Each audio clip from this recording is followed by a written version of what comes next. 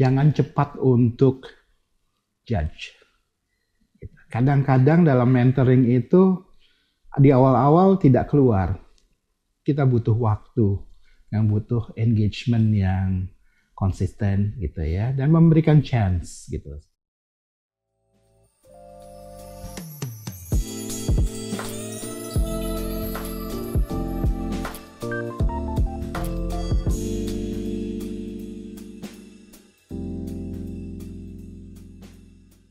Welcome to Pink Insight, bersama saya Kania Cita di sini sebagai host, dan kita kali ini akan membahas tentang mentorship bareng dengan Mas Irawan Sumarjo atau biasa dipanggil Mas Iro.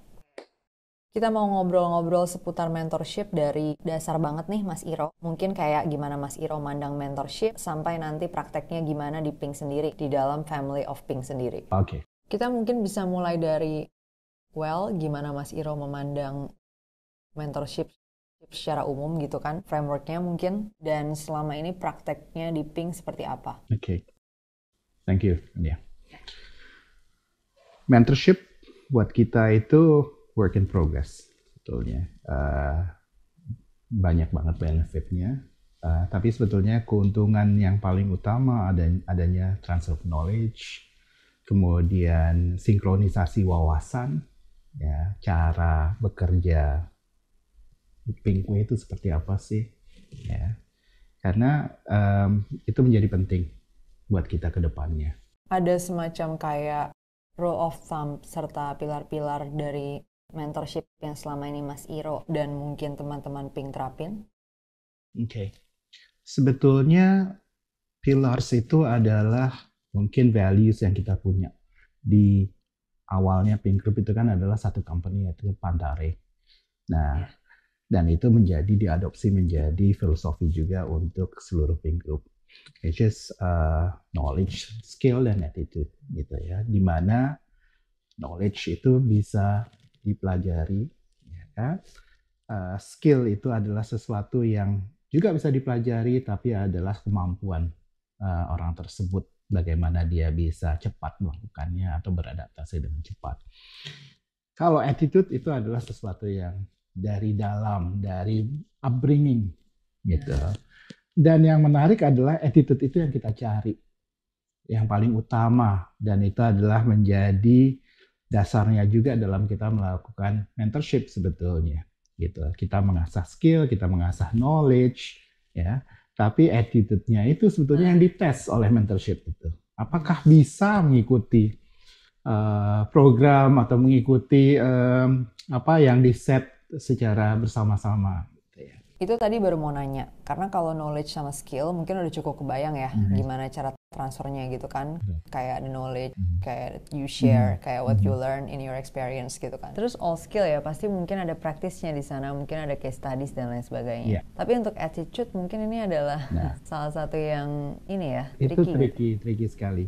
Makanya kita punya dari awal kita berdiri itu kemudian dari mungkin tahun 2007 gitu ya.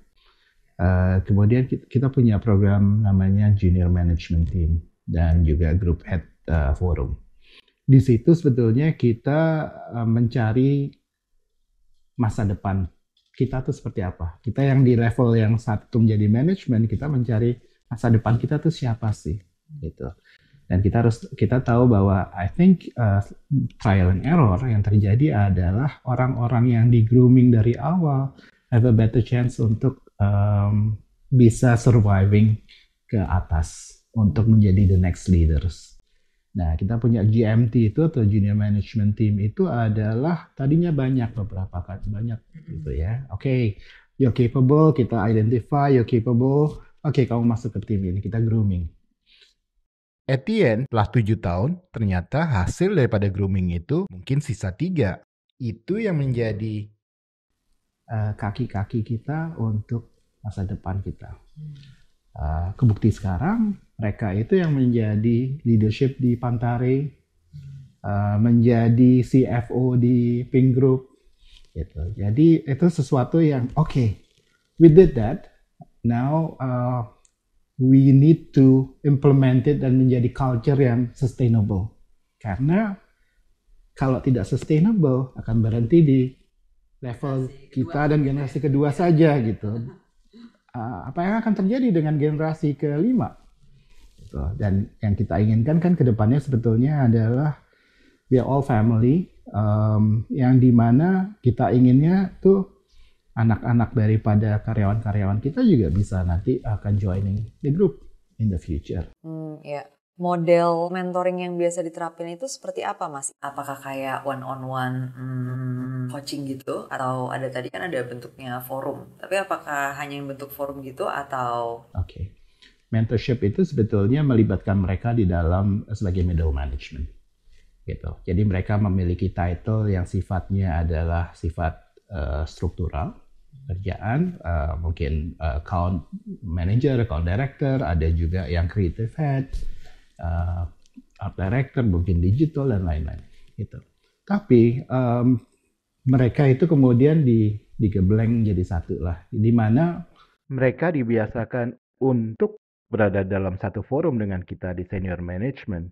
Nah, dari situ dengan spesialisasinya kita di senior management yang berbeda-beda, dengan sudut pandang yang berbeda-beda, mereka akan mengerti bahwa oke, sudut pandang saya, sudut pandang Mike Seperti apa nih? ya apa gitu. Keberagaman ini juga kemudian membutuhkan bagaimana mengintegrate-nya. Iya, dan kita masing-masing juga kemudian tadi secara unconscious gitu ya, kemudian kita memiliki peran untuk one on one dengan masing-masing pihak yang ada di yang kita mentoring gitu.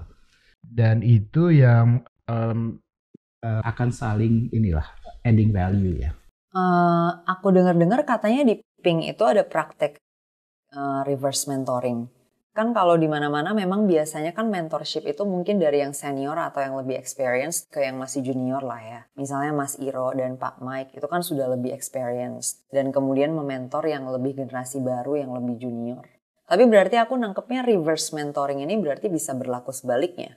Bisa banget. Karena salah satu nama Pink itu kan tadi saya bilang ada Pantare di awalnya. Pantare itu adalah artinya adalah the only thing that's constant itu adalah change. Gitu. Ya, perubahan itu akan selalu terjadi dan tidak bisa di stop. Gitu. Saat awal-awal itu kita sudah sadar bahwa kita harus terus berubah. Tapi namanya manusia. Ya kan, nggak mungkin kita berubah begitu kita usia, pasti ada kenyamanan, ada hal-hal yang kita anggap comfort zone. Itu fungsinya reverse mentoring itu. Ya, anak-anak supaya enggak ngejudge gitu ya. Juga harus men-challenge kita. Ya. This is happening. Ya. Dan kita juga kemudian mengikuti perubahan itu. So at the end it becomes wealth of knowledge yang dinamis. Jadi dalam reverse mentoring ini aku kebayang berarti kayak ada suatu forum atau suatu sesi di mana yang lebih muda-muda atau lebih junior-junior ini yang memberikan seperti materi gitu ya atau menyampaikannya. Mereka selalu di-challenge untuk bisa memberikan materi presentasi. Dan kita memberikan kesempatan kepada mereka untuk menjadi project manager, untuk tampil. Gitu ya. Kita dengan semakin bertambah usia, kita juga semakin step back ke belakang. Nah, mereka yang tampil dan mereka juga dasar utama yang mereka harus miliki adalah bisa menyampaikan dengan baik berdasarkan reasoning. Ya, reasoningnya apa? Kamu punya hipotesis ini, gitu kan? Then you need to fight for it, you need to support it, you need to menjabarkan dengan baik dan benar. Mencari bukti-bukti pendukungnya itu ya. Exactly, gitu. That's how you do the reverse mentoring. Selama menjalani berbagai macam program dan juga menerapkan mungkin framework mentorship yang ada semacam challenge dan tantangan khusus nggak sih yang kayak ini yang membuat tujuannya mau dicapai mungkin agak susah. Kemudian bagaimana Mas Iro dan mungkin teman-teman senior terutama melewati tantangan-tantangan itu? As you know, organisasi itu kan growing ya. Iya, nambah orang. Ya, dengan semakin tambah orang, kadang-kadang yang terjadi adalah waktu kita keterbatasan. Bahkan yang kita mentor juga punya keterbatasan waktu karena mereka harus menjadi manajemen di masing-masing company. yang tadi kita bicara mengenai mentoring ke level ketiga, gitu kan, level keempat, di mana level ketiga itu mungkin sudah manajer, ya kan, dan kadang-kadang yang terjadi adalah birokrasi, bottleneck, ya. Dan itu harus cepat di-identify. Kalau ada masalah itu harus ada culture of candor, harus ada keberanian untuk bertanggung jawab dan action dilakukan untuk memperbaiki, mengkoreksi kalau ada kesalahan. Gitu. Termasuk di situ kita juga melihat yang kita mentor itu adalah ternyata levelnya mencukupi seperti yang kita inginkan atau tidak. Kalau tidak, ya itu menjadi self-filtering. Ya, akan terjadi drop out dan kita akan perbaiki lagi dengan mencari level-level selanjutnya yang bisa memenuhi kapasitas yang kita inginkan. Gitu. So, tadi problemnya birokrasi dan leadership yang mungkin tidak efektif. Dan kita harus berani untuk ngambil action. Iya. Tadi cara memanagenya sebenarnya filtering lagi dan akhirnya ya harus berani ngambil decision gimana. Ini mungkin harus kelar gitu ya dan harus dicari lagi. Iya, iya. Dan makanya penting untuk ada pool of talents yang bisa menjadi kandidat berikutnya untuk menjadi partisipan mentoring ini. Punya mungkin success story atau kayak cerita dari semua proses mentorship yang paling berkesan atau kayak oh ini nih pentingnya mentorship dan mungkin dampak yang sangat luar biasa terhadap tim atau organisasi. Yang paling berkesan buat saya adalah saat kita berani di original founders daripada Pantare itu kemudian berani untuk step back dan kemudian berada di holding, di Pink, yang sifatnya sebetulnya lebih overseeing saja gitu, yang dimana bisnis dan cash cow daripada agency bisnis kita ada di masing-masing perusahaan, dan masing-masing perusahaan itu dipimpin oleh orang-orang graduate daripada mentorship yang kita punya gitu, dan itu adalah sangat menyenangkan melihat talent yang kita grooming itu berhasil untuk tampil dan at the end growing together secara grup. Ada semacam mungkin tips atau insight yang mau Mas Iro sampaikan ke mungkin sesama senior dengan experience profesional di dunia industri kreatif dalam hal mentorship nggak? Jangan cepat untuk judge. Kadang-kadang dalam mentoring itu di awal-awal tidak keluar, ya, dan kita kemudian melabel orang itu bahwa oh kayaknya tidak mampu gitu ya. Tapi kita butuh waktu, yang butuh engagement yang konsisten gitu ya, dan memberikan chance gitu, first chance, second chance gitu ya, dan at the end banyak kok yang ternyata keluar gitu ya, awalnya yang bisa. Mungkin belum ya. Awalnya belum gitu. Salah satu contoh case adalah mungkin yang saya cukup bangga adalah companies kita yang baru adalah Imadi salah satunya. Dan mereka kita nggak kenal, tapi kita bermulai dari partnership. Partnership utamanya adalah mentorship sebetulnya. Saya sangat terlibat di dalam untuk melihat cara mereka mengatasi issues, presentasi, berusaha catch up dengan sistem yang kita punya. At the end, setelah berjalan waktu gitu ya, dan mereka bisa membuktikan dan ada elemen-elemen yang memang dari hasil scouting melalui mentorship itu, kemudian mereka elemen-elemen talent itu yang menjadi juga potential untuk growing di Imadi. Oke, thank you.